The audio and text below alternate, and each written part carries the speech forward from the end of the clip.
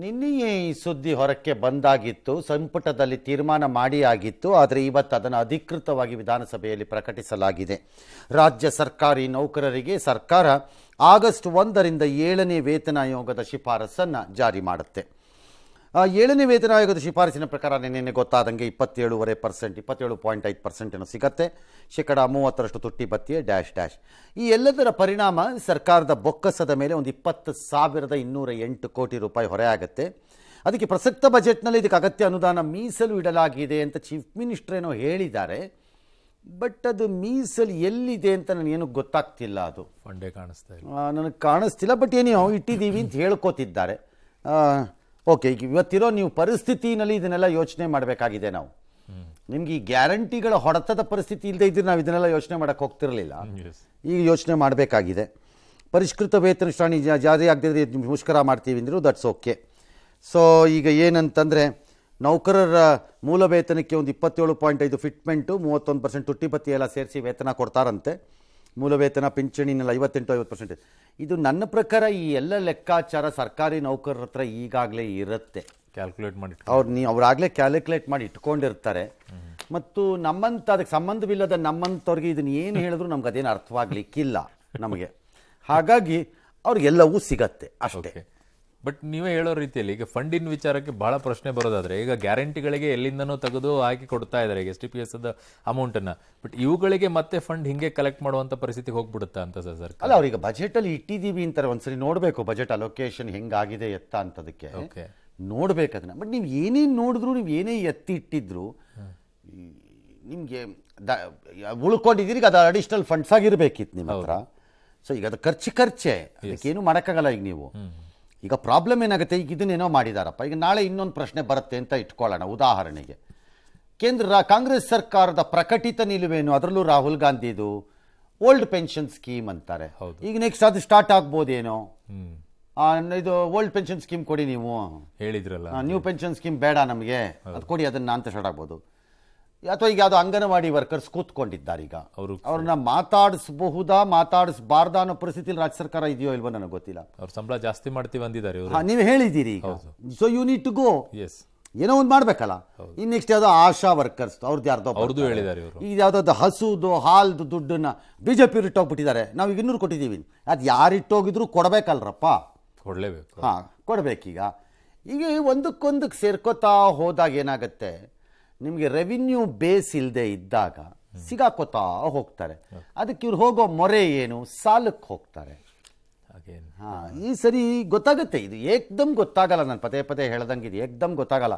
ನಿಮ್ಗೊಂದು 2-3 ವರ್ಷ ಆಗ್ತಿದ್ದಂಗೆ ಎಷ್ಟು ಶಿಥಿಲವಾಯಿತು ನಮ್ದು ಆರ್ಥಿಕ ಶಕ್ತಿ ಅನ್ನೋದು ಗೊತ್ತಾಗ್ತಾ ಹೋಗುತ್ತೆ. ಮುಖ್ಯಮಂತ್ರಿ ಮಾತಾಡಿದ್ದಾರೆ, ನಾವು 1/8/2024ರಿಂದ ಅನುಷ್ಠಾನಗೊಳಿಸಲು ಸಭೆಯಲ್ಲಿ ತೀರ್ಮಾನಿಸಲಾಗಿರುತ್ತದೆ. ನೌಕರರ ಮೂಲ ವೇತನಕ್ಕೆ ಶೇಕಡ 31% ತುಟ್ಟಿ ಭತ್ಯೆ, ಮನೆ ಬಾಡಿಗೆ ಭತ್ಯೆಯಲ್ಲಿ ಶೇಕಡ 30% ವಾಲ್ಮೀಕಿ ನಿಗಮ ಹಗರಣದ ಚುರುಕು ಪಡೆದಿದೆ. ಮಾಜಿ ಮಂತ್ರಿ ನಾಗೇಂದ್ರನ ಇಡಿ ಅಧಿಕಾರಿಗಳು ತೀವ್ರ ವಿಚಾರಣೆ ಮಾಡ್ತಾ ಇದ್ದಾರೆ. ಈ ವೇಳೆ ST ವರ್ಗದ ಅಭ್ಯುದಯಕ್ಕೆ ಮೀಸಲಾದ ಹಣವನ್ನು ಬಳ್ಳಾರಿ ಚುನಾವಣೆಗೆ ಬಳಸಿದ್ದಲ್ಲದೆ ತೆಲಂಗಾಣ ಚುನಾವಣೆಗೂ ಹಂಚಿಕೆಯಾಗಿತ್ತು ಅನ್ನೋ ವಿಚಾರ ಬಯಲಾಗಿದೆ.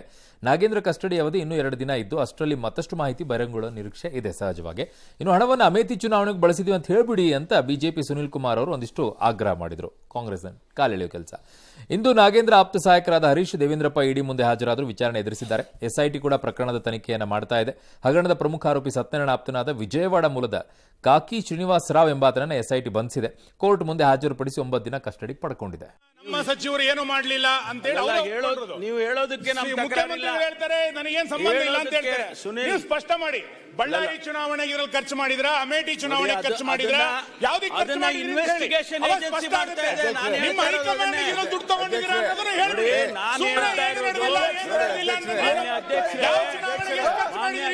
ಸರ್, ಒಂದ್ ಕಡೆಗೆ SIT ತನಿಖೆ ಮಾಡ್ತಾ ಇದೆ, ಒಂದ್ ಕಡೆಗೆ ಇಡಿ ಕಾಂಪಿಟೇಷನ್ ಅಲ್ಲಿ ಇದ್ದಂಗೆ ಇದ್ದಾರೆ ಎಲ್ಲಾರು. ಅದನ್ನ ಅವ್ರವರೇ ಫೈಟ್ ಮಾಡ್ಕೋತಿರೋದ್ರಿಂದ ಮಾಡ್ಕೊಳಕ್ ಬಿಡಬೇಕಷ್ಟೇ. ಇಲ್ಲಾಂದ್ರೆ ಯಾರು ಒಂದು agency should move the court, ಯಾರು ಒಬ್ಬರನ್ನ ಡೆಸಿಗ್ನೇಟ್ ಮಾಡಿ. ಯಾಕಂದ್ರೆ ಬ್ಯಾಂಕ್ನವರಿಗೆ ಆಗಿದ್ದು CBI ಒಂದು ಬೇರೆ ಒಬ್ಬೊಬ್ಬರು ಒಂದು ಮಾಡ್ಕೊಂಡು ಓಡಾಡ್ತಿದ್ದಾರೆ ಇವರು. It's not a right procedure. ಹಂಗಾಗಬಾರ್ದು. ಯಾಕಂದ್ರೆ ನಾಳೆ ನೀವು 3 ಚಾರ್ಜ್ ಶೀಟ್ ಮಾಡೋದಾದ್ರೆ ಯಾವ್ದ್ರಲ್ಲಿ ಏನ್ ಶಿಕ್ಷೆ ಅಂತ ಕೊಡಬೇಕು. ಹಾಗಾಗಿ ಅದನ್ನ ಸಾಲ್ವ್ ಮಾಡ್ಕೊಳ್ಳೋದು ಬೆಟರ್. ಬಟ್ 3 ಜನ ಮಜಾ ತಗೊಳ್ತಿರೋ ಹಂಗಿದೆಯಪ್ಪ. ತಗೊಳ್ಳಿ ಬಿಡಿ, ನಾವು ಮಜಾ ತಗೊಳ್ಳೋಣ. ಬಟ್ ಕೇಸ್ ವೀಕ್ ಆಗ್ಬಿಡುತ್ತಾ ಅಂತ ಸರ್? ನಾವೇನ್ ಮಾಡಕ್ಕಾಗತ್ತೆ? ಅದಕ್ಕೆ ನಿಮ್ಮ ಕೈಯಲ್ಲಿದೆಯಾ? ನಾನು CBI ಡೈರೆಕ್ಟರು, ಅಲ್ಲ, ನಾವೇನ್ ಮಾಡಕ್ಕಾಗತ್ತೆ? 3 ಸಂಸ್ಥೆಗಳ ತನಿಖೆ ಮಾಡಿದಾಗ ಅದನ್ನ CBI ED ಯೋಚನೆ ಮಾಡಬೇಕು ಅಥವಾ ರಾಜ್ಯ ಸರ್ಕಾರ ಯೋಚನೆ ಮಾಡಬೇಕು. ಅಪ್ಲೈ ಮಾಡೋಣ, ಕೋರ್ಟ್ಗೆ ಹಾಕೋಣ, ಸ್ಟಾಪ್ ಮಾಡಿಸಿ ಅದರ ಒಂದು ಇನ್ವೆಸ್ಟಿಗೇಷನ್ ಹಾಕೊಂಡು ಯಾರು ಒಬ್ರು ಆಸಕ್ತಿ ತಗೋಬೇಕು. ಯಾರು ತಗೊಳ್ಳೋದಿದ್ರೆ ನಾವೇನ್ ಮಾಡಕ್ಕಾಗತ್ತೆ? ಸಾರ್ವಜನಿಕ ಹಿತಾಸಕ್ತಿಯಲ್ಲಿ ಹೋಗ್ಬಿಟ್ಟು ಯಾವುದು ಹಿತಾಸಕ್ತಿನೂ ಇಲ್ಲ, ಪತಾಸಕ್ತಿನೂ ಇಲ್ಲ. ಮುಂದಕ್ಕೆ ಹೋಗೋಣ ಬನ್ರಿ. ಸುಮ್ಮನೆ ಹಿತಾಸಕ್ತಿ ಅಂತ, ಹಿತಾಸಕ್ತಿ ದೊಡ್ಡದಾಗಿ. ವಿಧಾನಸಭೆ ಕಲಾಪದಲ್ಲಿ ಇವತ್ತು ವಾಲ್ಮೀಕಿ ಹಗರಣ ನಿಗಮದ ಹಗರಣ ಮತ್ತೆ ಪ್ರತಿಧ್ವನಿಸಿದೆ. ಇದು ಸಂಬಂಧ ಜಟಾಪಟಿ ಮಾಡಿದ್ದಾರೆ. ಖುದ್ದು CM ಮೇಲೆ ಆರೋಪ ಇರುವಾಗ ಅವರೇ ಇಲ್ದಿದ್ರೆ ಹೇಗೆ ಅಂತ ಅಶ್ವಥ್ ನಾರಾಯಣ್. ಅದಕ್ಕೆ DCM ನೀವು ಲೂಟಿ ಮಾಡಿದ್ದಕ್ಕೆ ಜನ ನಮ್ಮನ್ನು ಕೂರಿಸಿರೋದು, ನೀವು ಲೂಟಿ ಪಿತಾಮಹ ಅಂತೇನೋ ಏಕವಚನದಲ್ಲೆಲ್ಲ ಹೇಳಿದ್ದಾರೆ. ಅವರು ಅದಕ್ಕೆ ಸಿಟ್ಟಾಗಿ ನಾನು ಮಾಡಬಾರ್ದು, ಏನು ಮಾಡಿದ್ದೀನಿ, ಇಲ್ಲ ಹೇಳಬೇಕು, ಇಲ್ಲ ಕ್ಷಮೆ ಕೇಳ್ರಿ ಅಂತ ಅವ್ರು ಆಟ ಹೇಳಿದ್ರು. ಒಂದಷ್ಟು ಗಲಾಟೆ ಡ್ಯಾಶ್. ಆ ಪಥವನ್ನು ಕಿತ್ತಾಕಿದ್ದೀವಿ ಕಡತದಿಂದ ಅಂತ ಹೇಳಿದ್ರಂತೆ speaker, which is an another bogus procedure of this ಸೆಷನ್ಗಳು. ಹೇಳೋದು ಹೇಳ್ತಾ ಇರೋದು. ಆಮೇಲೆ ಕಿತ್ತಾಕಿದ್ದೀವಿ ಅಂದರು. ಕಿತ್ತಾಕಿದ್ರೆ ಏನೀಗ ಕಿತ್ತಾಕಿದ್ರೆ ಆಚೆ ಹೇಳಿಕೆ ಎಲ್ಲ ಬಂದಾಯ್ತು, ಹೋಗಾಯ್ತು. ಅಚೀವ್ ಮಾಡಬೇಕಾಗಿದ್ದು ಮಾಡಾಗಿರುತ್ತಪ್ಪ. ಇನ್ನು ಕಿತ್ತಾಕಿದ್ರೆ ಅದರ ಇದ್ರಷ್ಟು ಬಿಟ್ರಷ್ಟು ಯಾರು ಕೇಳಿಸ್ಕೊಳ್ಳೋ. ಇನ್ಯಾರೋ 200 ವರ್ಷ ಆದ್ಮೇಲೆ ಹುಡುಕೊಂಡೋಗಿ ಏನಾದ್ರ ಮೇಲೆ PhD ಮಾಡಕ್ ಹೋಗ್ಬೇಕಾ? ಎಂಥದ್ದು ಇಲ್ಲ. ಲಂಗಲಗಾಮಿಲ್ಲ ವಾಲ್ಮೀಕಿ ನಿಗಮದಲ್ಲಿ ಅದು ನಡೆದಿದೆ ಅಂತ ಕಾಂಗ್ರೆಸ್ ಶಾಸಕ ಹೇಳಿದ್ದಾರೆ. BJP ಸರಿಯಾಗಿ ಮಾಡಿದಿರಿ ನೀವು ಅಂತಂದಿದ್ದಾರೆ. ದೆಹಲಿಲೂ ಜೈಲ್ಗೆ ಹೋಗ್ತಾರೆ, ನೋಡ್ತಾ ಇರಿ. ನಾಗೇಂದ್ರ ಬಾಯಿ ಬಿಟ್ರೆ DCM ಅದಕ್ಕೆ ಅವ್ರು ರಕ್ಷಿಸ್ತಾ ಇದ್ದಾರೆ ಅಂತ ಯತ್ನಾಳ್ ಆರೋಪ.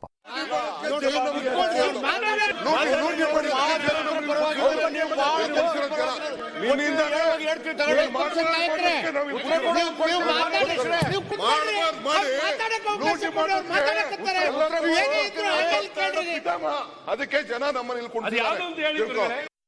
ಉಪಮುಖ್ಯಮಂತ್ರಿಗಳು ನನ್ನ ಹೆಸರು ಹೇಳಿ ಆಪಾದನೆ ಮಾಡಿದ್ದಾರೆ. Hit and run, hit and run ಮಾಡಿದ್ದಾರೆ. ಈಗ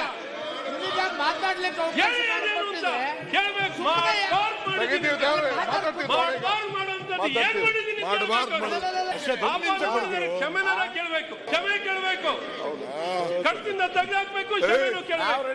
ಬೋವಿ ಅಭಿವೃದ್ಧಿ ನಿಗಮದಲ್ಲಿ, ತಾಂಡ ಅಭಿವೃದ್ಧಿ ನಿಗಮದಲ್ಲಿ ಬಂದಂತ ಹಗರಣ ನೀವು ಸರಿಯಾಗಿ ನಿಭಾಯಿಸಿದ್ರೆ ಇವತ್ತು ವಾಲ್ಮೀಕಿ ನಿಗಮದ ಹಗರಣ ಇವತ್ತು ಬರ್ತಿರ್ಲಿಲ್ಲ.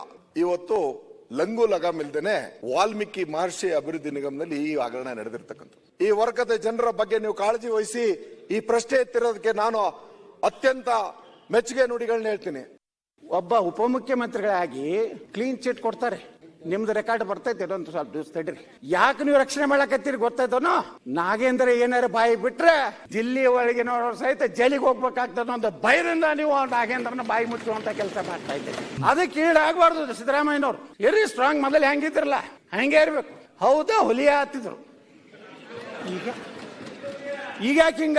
ಇನ್ನು ಇತ್ತೀಚೆಗೆ ಸಂಸತ್ನಲ್ಲಿ ರಾಹುಲ್ ಗಾಂಧಿ ಭಾಷಣದ ವೇಳೆ ಮೈಕ್ ಮ್ಯೂಟ್ ಮಾಡಲಾಗಿತ್ತು ಅಂತ ಕಾಂಗ್ರೆಸ್ ಆರೋಪ ಮಾಡಿತ್ತಲ್ಲ. ಇವತ್ತು ರಾಜ್ಯದ ವಿಧಾನಸಭೆಯಲ್ಲಿ ಕೂಡ ಇಂಥದೇ ಪ್ರಕರಣ ಆಗಿಬಿಟ್ಟಿದೆ. ದದ್ದಲ್ ವಾಲ್ಮೀಕಿ ನಿಗಮ ಹಗರಣದ ಚರ್ಚೆ ವೇಳೆ ದದ್ದಲ್ ಗೈರಾಗಿದ್ದನ್ನು ಆಕ್ಷೇಪಿಸಿ ವಿಪಕ್ಷಗಳು ಗದ್ದಲ ಎಬ್ಬಿಸಿದ್ವು. ಸೊ ಸದನದ ಗದ್ದಲ ಸ್ಪೀಕರ್ ನಿಯಂತ್ರಣಕ್ಕೆ ಬರಲಿಲ್ಲ. CM ಹೇಳಿಕೆ ಕೊಡ್ತಾರೆ ಅಂದ್ರೂ ಕೂಡ ಗದ್ದಲ ನಿಲ್ಲಿಲ್ಲ. ಇದರಿಂದ ಬೇಸತ್ತ ಸ್ಪೀಕರ್ ಗದ್ದಲದಲ್ಲಿ ಮುಳುಗಿದ ಸದಸ್ಯರ ಮೈಕ್ಗಳನ್ನು ಮ್ಯೂಟ್ ಮಾಡಿಸಿದ್ರು.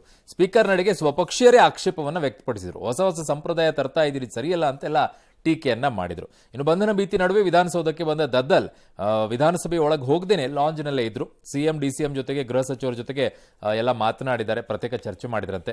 ಪ್ರತಿಕ್ರಿಯೆ ಕೊಡೋಕೆ ನಿರಾಕರಿಸಿದ್ರು. ವಿಚಾರಣೆಗೆಲ್ಲ ಹೋಗ್ತೀನಿ ಅಂದ್ರು, ಬಟ್ ಸಂಜೆವರೆಗೂ ಹೋಗಿಲ್ಲ ಅವರು. ಈಗ ಸರ್ ಒಂದು ನಿಮಿಷ, ಪ್ರಿಯಾಂಕ ಕೂತ್ಕೊಳ್ಳಿ. ಈಗ ಕೂತ್ಕೊಳ್ಳಿ. ರಂಗನಾಥ್ ಕೂತ್ಕೊಳ್ಳಿ. ಅಶ್ವಥ್ ನಾರಾಯಣ್ ಯಾಕೆ ಮಾತಾಡ್ತೀರಿ ನೀವು? ಒಂದು ನಿಮಿಷ. ಈ ಮೈಕಿಗೆ ಬಲೆ ಬಹಳ ಚರ್ಚೆ ಇತ್ತು, ಮೈಕಲ್ಲಿ ಇದಾಗಿದೆ ಅಂತೇಳಿ. ಮೈಕ್ ನನ್ನ ಕಂಟ್ರೋಲ್ ಇದೆ, ನಾನೇ ಬಂದ್ ಮಾಡಿದ್ದೇನೆ. ಯಾಕೆ ನಾನು ಎಷ್ಟು ಹೇಳಿದ್ರು ಕೂಡ ಇವರು ಕೇಳ್ತಲ್ಲ ನಿಲ್ಲಿಸ್ಲಿ. ಮತ್ತೆಂತ ಮಾಡುದು? ಸ್ವಲ್ಪ ಇದಾಗ್ಲಿ ಅಂತೇಳಿ. ಅಲ್ಲ, ಸರಿಯಾಗುದು ನಿಲ್ಲಿ. ಆಯ್ತು, ಇಲ್ಲಿ ಮಾತಾಡ್ಬೇಕಲ್ಲ. ಈಗ ವಾಯ್ಸಿನ ಮಾತಾಡ ಕಟ್ ಮಾಡ್ಲಿಲ್ಲ. ನಾನೆಲ್ಲಿ ಮಾತಾಡ ಏನು ಸುಮ್ಮನೆ ಬದ್ದು ಎಲ್ಲ ಒಬ್ಬಾಗ್ಲೇ ಕೊಡ್ಬೇಕಾ? 10 ನಿಮಿಷ ಆಯ್ತು ನೀವು